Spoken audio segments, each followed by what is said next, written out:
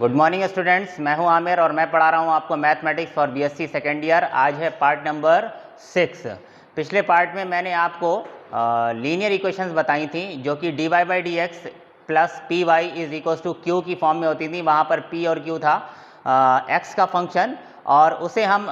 Solve करने के लिए सबसे पहले क्या करते थे, इंटीग्रेटिंग फैक्टर निकालते थे। इंटीग्रेटिंग फैक्टर क्या होता था, e to the power integration of p with respect to x, और इंटीग्रेटिंग फैक्टर आने के बाद हम उसका सोल्यूशन लिखते थे। सोल्यूशन था y integrating factor equal to integration of q into integrating factor with respect to x plus c। तो ये हमने पिछले पार्ट में पढ़ा था, और तभी मैंने आपको बताया था कि हम नेक्स्ट पार्ट में पढ़ने वाले हैं Bernoulli equations. Bernoulli equations actually किस टाइप की इक्वेशन होती हैं, ऐसी इक्वेशंस होती हैं जिनको हम रिड्यूस कर सकते हैं लीनियर फॉर्म में। यानी कि ये इक्वेशंस लीनियर इक्वेशन होती नहीं है, लेकिन हम इनको रिड्यूस करके लीनियर इक्वेशन बनाते हैं, इसलिए हम इनको कहते हैं equations reducible to linear form. यानी ऐसी डिफरेंशियल इक्वेशंस जिनको रिड्यूस करके लीनियर फॉर्म में कन्वर्ट किया जाता है, या हम इनको बर्नौली इक्वेशन भी कहते हैं। तो ये देखने में किस तरह से होती हैं, इनकी पहचान क्या होती है, इसके बारे में हम बात करेंगे। ठीक है, तो an equation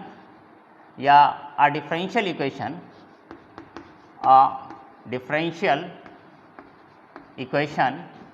in the form of dy by d x plus p Y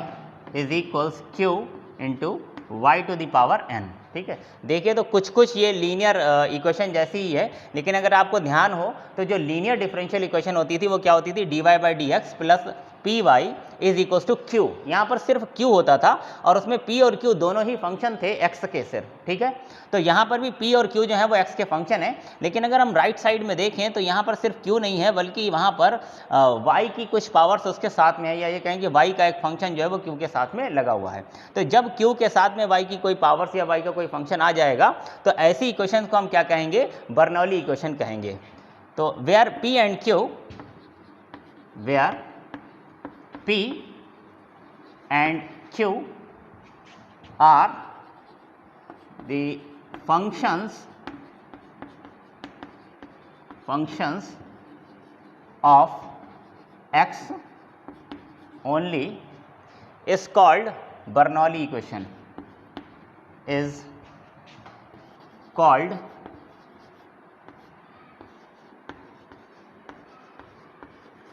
Bernoulli's equation.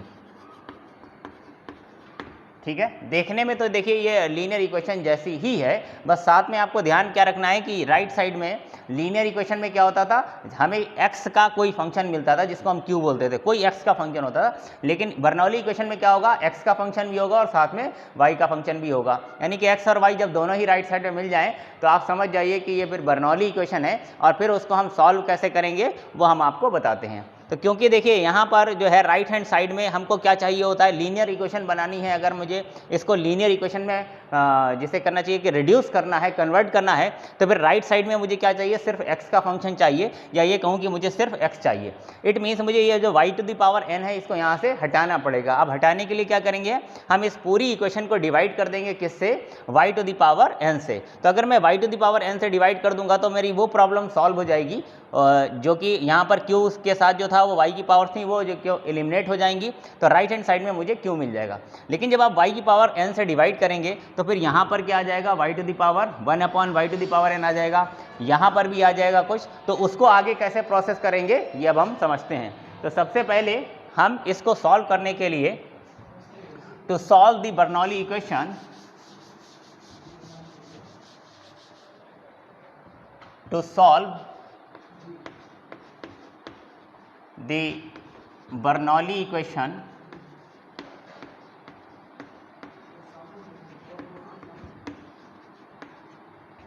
divide both the sides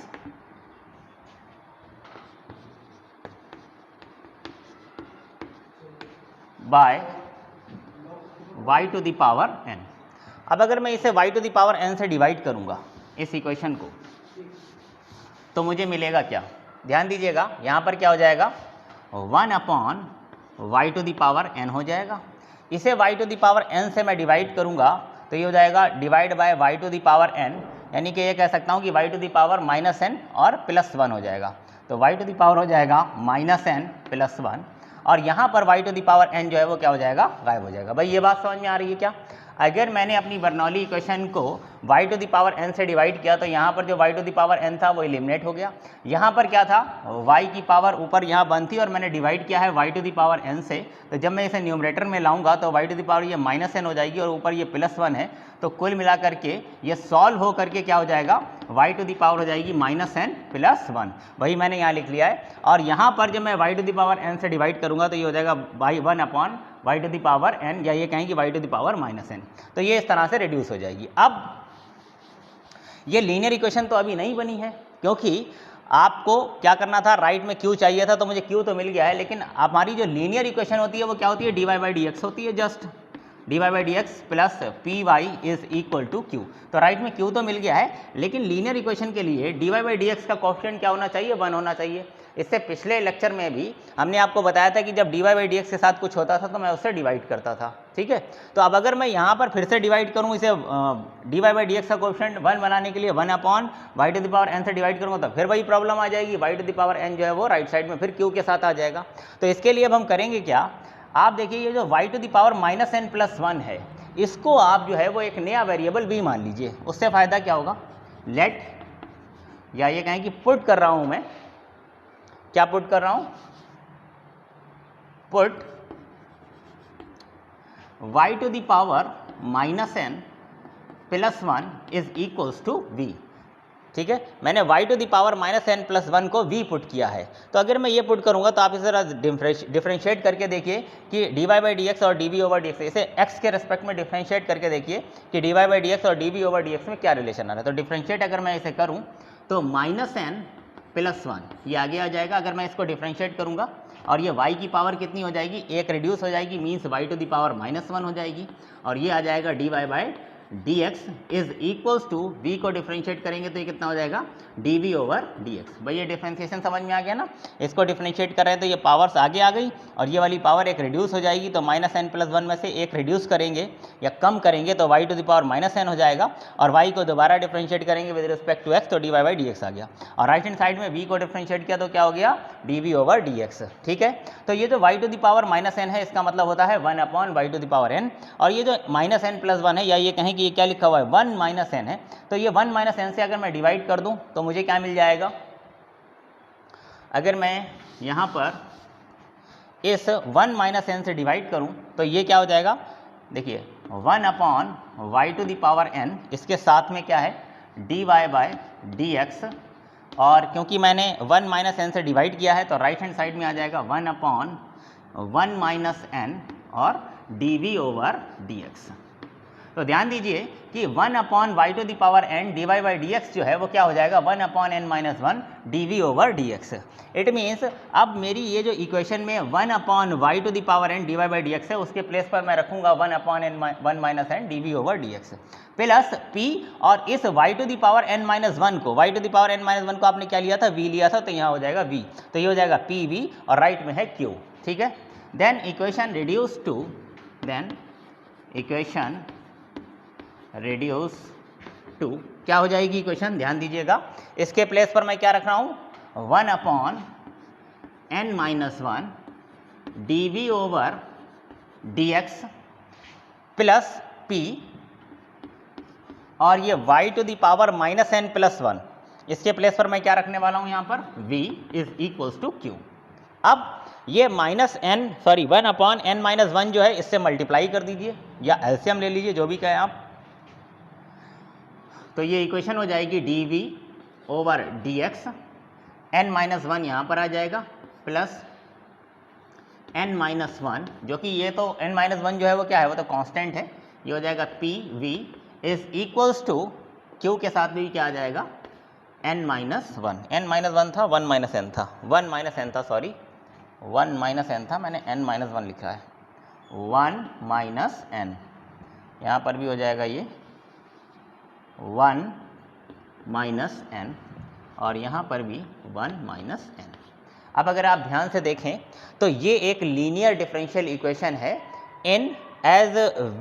we as dependent variable. देखिए डी ओवर डी एक्स, जहाँ पर y होता था वहाँ पर अब v आ गया है, d y over d x होता था तो यहाँ पर d v over d x हो गया है, और यहाँ पर y के साथ जो कुछ होता था उसे मैं p बोलता था, तो अब यहाँ पर v के साथ जो कुछ है उसे मैं p कहूँगा। इस सिचुएशन में मेरे लिए जो p हो जाएगा वो क्या हो जाएगा, 1 माइनस एन, और ये p, ये पूरा एज ए p मैं कंसीडर करूँगा, और ये q इंटू 1 माइनस एन जो है ये पूरा का पूरा मैं एज ए q कंसीडर करूँगा। ठीक है, क्योंकि 1 माइनस एन जो है वो क्या है, कांस्टेंट है, तो ये p के साथ यहाँ लिया जा सकता है और यहाँ पर q के साथ लिया जा सकता है। तो मैं कह सकता हूँ कि ये एक लीनियर डिफरेंशियल इक्वेशन है। तो which is a linear differential equation.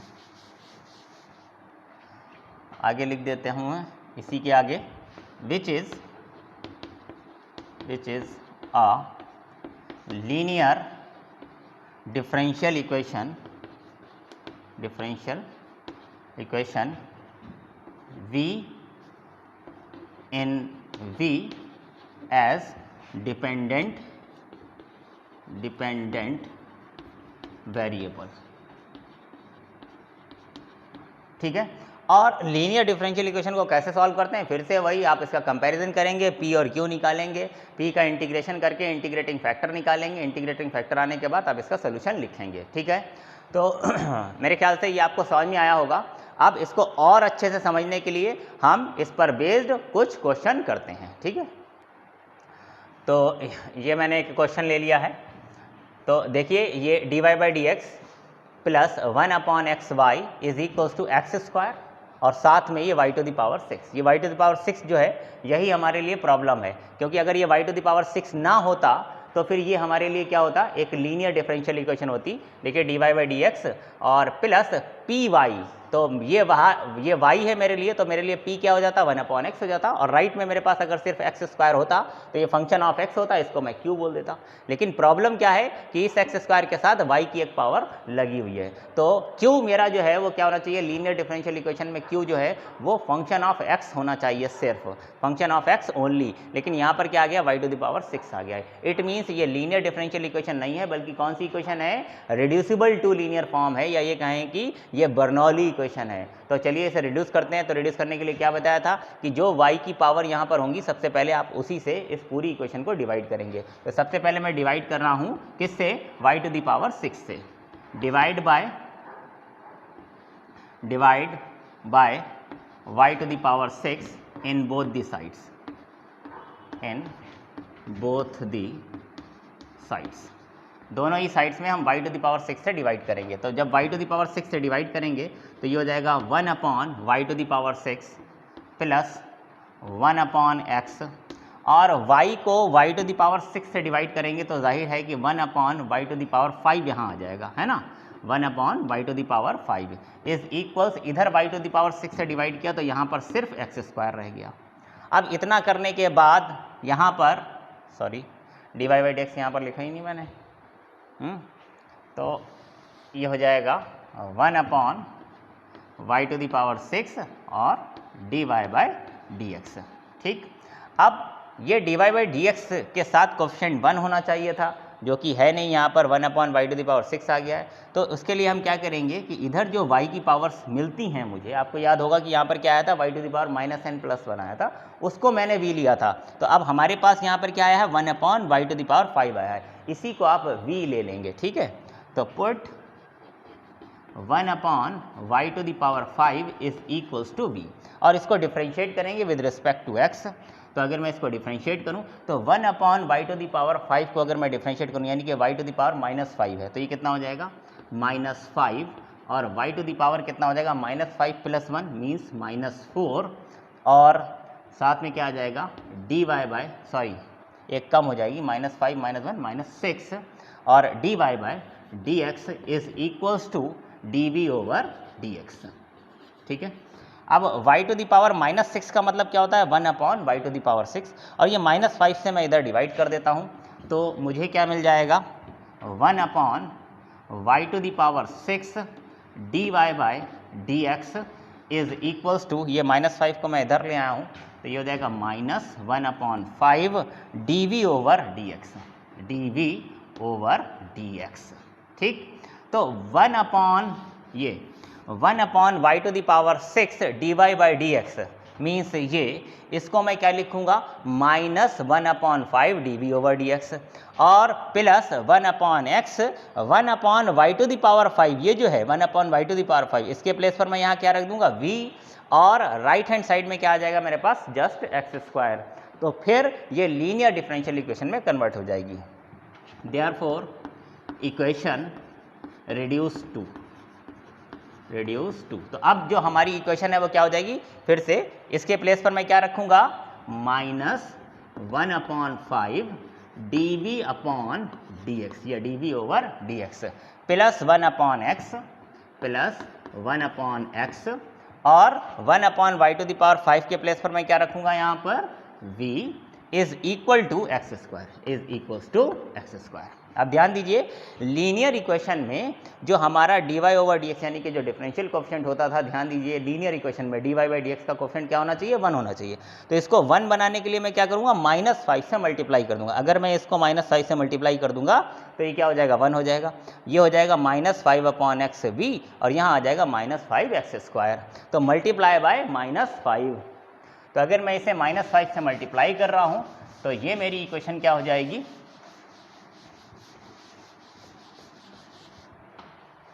-5 से इसमें मल्टीप्लाई कर दीजिए तो ये हो जाएगी dv/dx, -5 से इसे मल्टीप्लाई किया तो ये हो जाएगा -5/xv और यहाँ पर मैंने राइट साइड में किया तो ये हो जाएगा -5x²। तो अब ध्यान से देखिए, क्या ये लीनियर डिफरेंशियल इक्वेशन है, dv/dx ये लीनियर डिफरेंशियल इक्वेशन है और किस में है, v में, v है डिपेंडेंट वेरिएबल। देखिए dv/dx और ये क्या हो जाएगा मेरे लिए, p हो जाएगा, साथ में है v इज इक्वल टू ये क्या है, फंक्शन ऑफ x, p भी क्या है, फंक्शन ऑफ x। तो हम लिख सकते हैं which is a linear differential equation. Linear differential equation है ये, ठीक है। और अगर ये लीनियर डिफरेंशियल इक्वेशन हो ही गई है तो जब मैंने इसका कंपैरिजन किया है dy/dx प्लस py = q से, तो p आप किसको कहेंगे, यहाँ पर p यहाँ पर क्या है, कंपेयर करिए तो ये इसको -5/x को मैं क्या कहूँगा, p कहूँगा, -5/x ये हमारा p हो जाएगा और q हो जाएगा क्या, -5x²। तो मेरे पास p और q की वैल्यू आ गई है। अब p और q की वैल्यू आने के बाद हम यहाँ पर क्या करते हैं, सबसे पहले इंटीग्रेटिंग फैक्टर निकालते हैं और इंटीग्रेटिंग फैक्टर निकालने के लिए भी क्या करते हैं, p को हम पहले इंटीग्रेट करते हैं विद रिस्पेक्ट टू x, क्योंकि इंडिपेंडेंट वेरिएबल यहाँ पर क्या है, x है। p किसका फंक्शन है, x का, तो x के रेस्पेक्ट में करेंगे तो -5/x dx इंटीग्रेट करेंगे तो -5 तो बाहर आ जाएगा, 1/x का क्या हो जाएगा, log x, तो ये हो जाएगा -5 log x। अब ये जो -5 है इसे मैं पावर में ले जा सकता हूँ, है ना, तो इसे मैं लिख सकता हूँ log x⁵ -5, तो ये आ जाएगा log x⁵ -5, ठीक है। ये मेरे पास p dx आया। तो अगर p का इंटीग्रेशन आ गया with respect to x, log x⁵ -5, तो इंटीग्रेटिंग फैक्टर क्या होगा, इंटीग्रेटिंग फैक्टर क्या होता है हम जानते हैं, e⁻ integration of p dx। तो अगर मैं e की पावर में लगाऊंगा इसको, log को, क्योंकि p dx कितना है, log x⁵ -5, log x⁵ -5। तो ध्यान दीजिए, मैंने आपको इससे पिछले लेक्चर में ही बताया था कि अगर e की पावर में log आता है तो क्योंकि log में बेस क्या होता है, e होता है, तो log के साथ जो कुछ होगा वही इसकी वैल्यू आ जाएगी, यानी इसकी वैल्यू क्या हो जाएगी, x⁵ -5, x⁵ -5। इसका मतलब ये है कि जो मेरा इंटीग्रेटिंग फैक्टर आया है वो क्या आया है, x⁵ -5 ओनली, ठीक है। अब इंटीग्रेटिंग फैक्टर आने के बाद हमें क्या करना होता है, हम इसका सोल्यूशन लिख देते हैं। तो लिख दीजिए सोल्यूशन क्या होता है लीनियर डिफरेंशियल इक्वेशन का, इसका सोल्यूशन क्या होगा, देयरफॉर इट्स सोल्यूशन क्या होता है, सोल्यूशन, देखिए ये लीनियर डिफरेंशियल इक्वेशन जो है, ये जो लीनियर डिफरेंशियल इक्वेशन है ये किस में है, यानी कि डिपेंडेंट वेरिएबल v में लिखी गई है। तो जो सोल्यूशन आएगा वो किस में आएगा, v into integrating factor is equals to integration of q integrating factor with respect to x plus c, ठीक है। तो v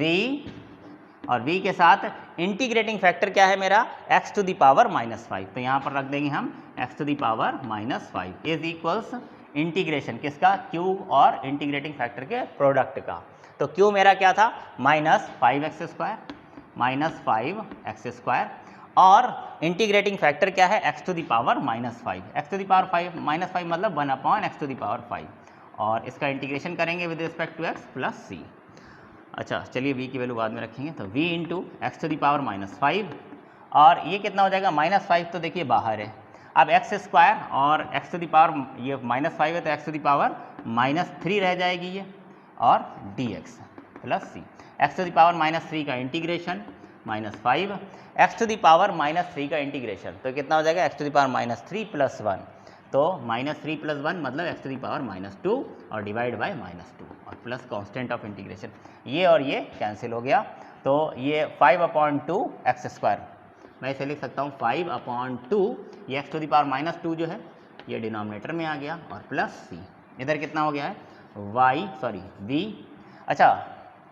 चलो इसे लिख देते हैं v x⁻⁻5। अब सोल्यूशन तो आ गया है, लेकिन यहाँ पर v अवेलेबल है और v को हमें हटाना होगा, तो मैंने v किसको लिया था इसमें, अरे मैं तो भूल ही गया कि v मैंने क्या लिया था,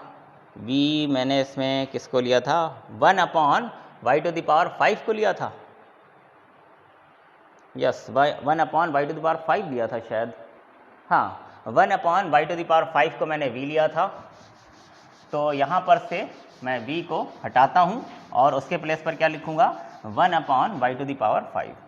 v को क्या लिखूँगा मैं, 1/y⁵, x⁻ क्या है -5 इज इक्वल्स टू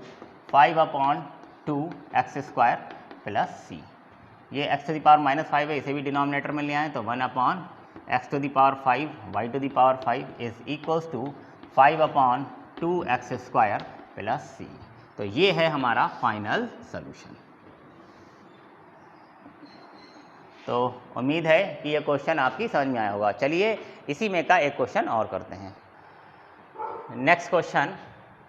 तो यहाँ पर सबसे पहले मैं क्या करता हूँ, dy/dx के साथ देखिए यहाँ x है, तो सबसे पहले तो मैं क्या करता हूँ, इसके कोएफिशिएंट को 1 बनाता हूँ, x से यहाँ डिवाइड कर लेता हूँ। तो x से अगर मैं इसको डिवाइड करूँगा तो ये इक्वेशन मेरे पास आ जाएगी dy/dx plus 1/x y is equals to y² log x divide by x। तो इसको ध्यान से देखिए, क्या ये लीनियर डिफरेंशियल इक्वेशन में कन्वर्ट हो गई है, तो भाई यहाँ पर तो ठीक है dy/dx है, प्लस पी वाई भी अगर मैं देखूँ तो ठीक है, ये p हो जाएगा, ये y हो जाएगा, लेकिन राइट में जो q होना चाहिए था वो क्या होना चाहिए था, फंक्शन ऑफ x होना चाहिए था, लेकिन यहाँ ऐसा नहीं है। log x/x अगर होता तो मैं कहता कि ठीक है ये लीनियर डिफरेंशियल इक्वेशन है, लेकिन इस x के फंक्शन के साथ साथ यहाँ y भी अवेलेबल है, तो ये q मैं इसको नहीं ले सकता, यानी कि ये इक्वेशन है बर्नौली, अभी ये लीनियर नहीं है। अब बर्नौली बनाने के लिए यहाँ पर मुझे क्या करना होगा, इस y² को हटाना होगा, मीन्स मैं डिवाइड करूँगा किससे, y² से, तो divide by y² in both the sides. तो y² से अगर मैं डिवाइड करूँगा तो ये हो जाएगा 1/y² dy/dx, और प्लस अगर मैं y² से डिवाइड करूँगा तो ये 1/x के साथ में y को y² से डिवाइड करूँगा तो 1/y यहाँ भी आ जाएगा, इज इक्वल्स राइट में क्या हो जाएगा, log x divide by x। तो अब वो राइट वाली प्रॉब्लम तो सॉल्व हो गई है, राइट में जो q मुझे चाहिए था फंक्शन ऑफ x वो मिल गया है, लेकिन अब फिर से वो dy/dx के साथ में क्या आ गया है, 1/y² आ गया। तो अब इसको रिड्यूस करने के लिए हम क्या करेंगे, इस 1/y को क्या ले लेंगे, v ले लेंगे, ठीक है। तो put 1/y is equals to v, और इसे डिफ्रेंशिएट करेंगे विद रिस्पेक्ट टू x। तो 1/y का डिफ्रेंशिएशन कितना हो जाएगा, -1/y² dy/dx is equals dv/dx, ठीक। तो 1/y² dy/dx कितना हो जाएगा, 1/y² dy/dx हो जाएगा माइनस का dv/dx, इसके प्लेस पर मैं रख दूंगा माइनस का dv/dx। तो ये इक्वेशन मेरी रिड्यूस हो जाएगी किस में, यहाँ पर क्या आ जाएगा, माइनस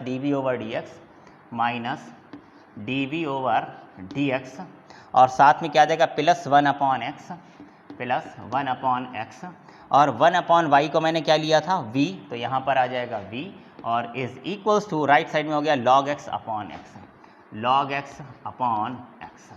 तो अब मैं बोल सकता नहीं, सॉरी, अभी dv/dx का कोएफिशिएंट जो है वो 1 नहीं है बल्कि -1 है, तो माइनस से मैं और मल्टीप्लाई कर देता हूँ, तो ये हो जाएगा dv/dx minus 1/x v is equals to minus log x upon x। तो अगर मैं देखूं तो अब ये जो है वो लीनियर डिफरेंशियल इक्वेशन आ गई है, linear differential equation in v as dependent variable which is linear differential equation,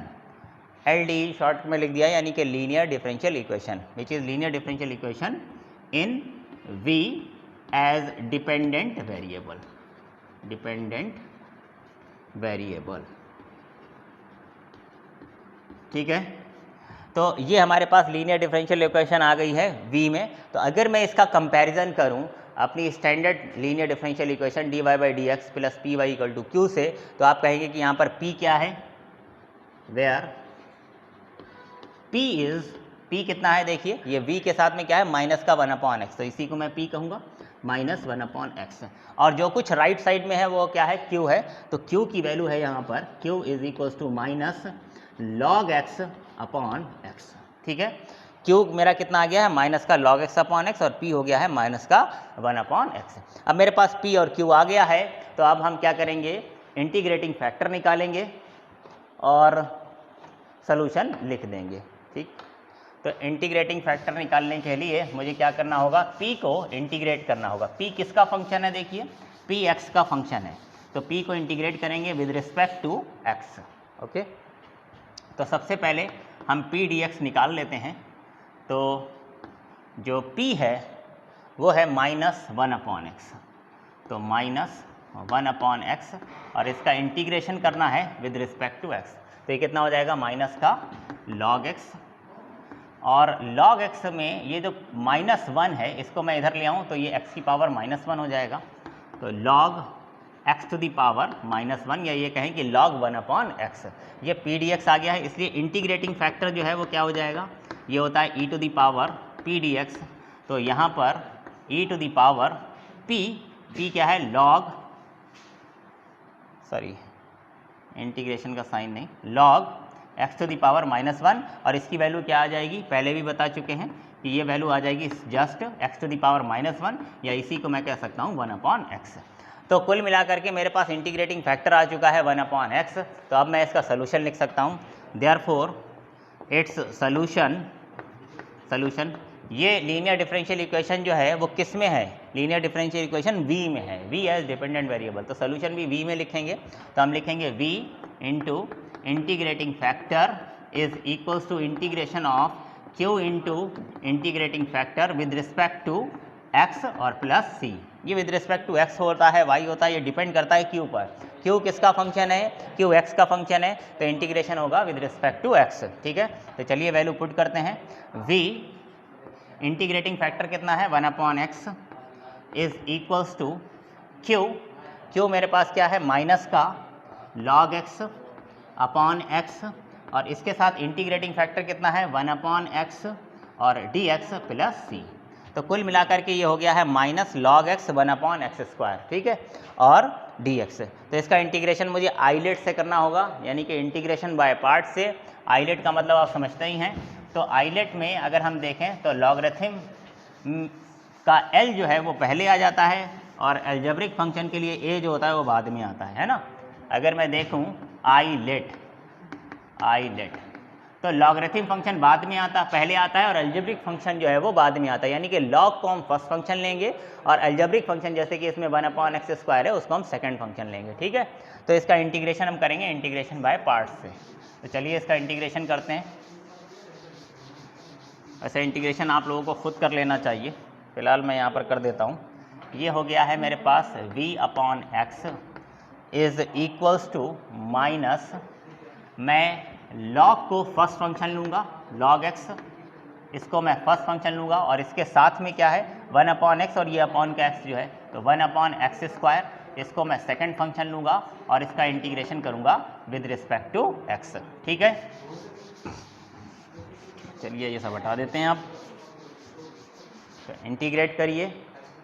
log x को मैं फर्स्ट फंक्शन लूँगा, ठीक है। तो माइनस log x और इंटीग्रेशन होगा 1/x² का विद रिस्पेक्ट टू x,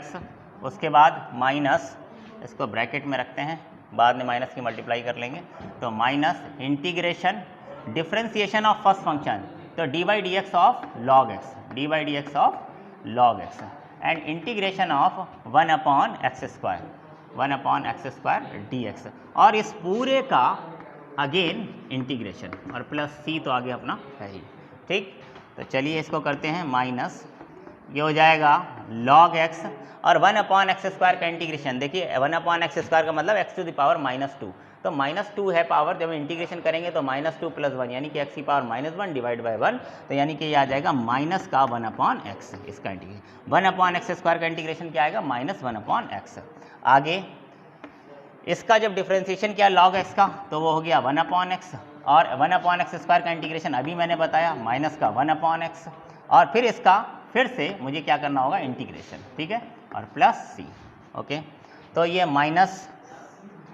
अब इस माइनस की मैं अंदर मल्टीप्लाई ही कर लेता हूँ, तो ये माइनस का 1/x जो है वो इसके साथ मल्टीप्लाई होकर के क्या हो जाएगा 1/x log x हो जाएगा, और ये माइनस यहाँ आएगा प्लस, और ये वाला माइनस यहाँ आएगा तो फिर से ये माइनस हो जाएगा, तो ये माइनस 1/x और 1/x कितना हो गया 1/x² dx प्लस c। अब 1/x² का इंटीग्रेशन अभी अभी आपको बताया कि क्या होता है -1/x, तो अगेन -1/x यानी कि माइनस माइनस प्लस 1/x हो जाएगा, तो 1/x log x plus 1/x plus c, और ये किसकी वैल्यू आई है v/x की, v/x की, और फाइनली हम क्या करेंगे v की वैल्यू पुट कर देंगे, तो v इस क्वेश्चन में क्या लिया था मैंने, v क्या लिया था 1/v लिया था, क्या लिया था वो, सॉरी 1/y लिया था, क्या लिया था v मैंने लिया था v 1/y, ठीक है, तो v मैंने लिया था यहाँ पर 1/y, तो इसके प्लेस पर 1/y पुट कर देंगे, तो हमारा सोल्यूशन क्या जाएगा, देखिए v के प्लेस पर 1/y रखेंगे तो ये हो जाएगा 1/xy is equals to 1/x log x, 1/x log x और प्लस 1/x प्लस c, तो फाइनली हमें सोल्यूशन मिल गया, ठीक है, ये हमारा सोल्यूशन है। तो उम्मीद है कि ये बर्नौली इक्वेशंस आपको समझ में आई होगी, इसे पहचान इसकी क्या होती है, किस तरह से इसे पहचानते हैं और इसको किस तरह से रिड्यूस करते हैं लीनियर इक्वेशन में, और एक बार जब लीनियर इक्वेशन में रिड्यूस हो गई तो फिर इसको कैसे सॉल्व करते हैं, ये सारी बातें आपको समझ में आई होंगी। 2 क्वेश्चन मैंने लगा भी दिए हैं, तो अब 1-2 क्वेश्चन मैं आपको होमवर्क में देता हूँ, आप इसे अच्छे से ट्राई करिए, 1-2 बार उसका रिविज़न करिए, तो फिर आपको इसमें आगे कोई प्रॉब्लम नहीं होगी। तो ये 3 क्वेश्चंस आपके होमवर्क में हैं, इसको आप सॉल्व करिए। अब हम मिलते हैं आपसे नेक्स्ट वीडियो में नेक्स्ट डिफरेंशियल इक्वेशन के साथ। Thank you.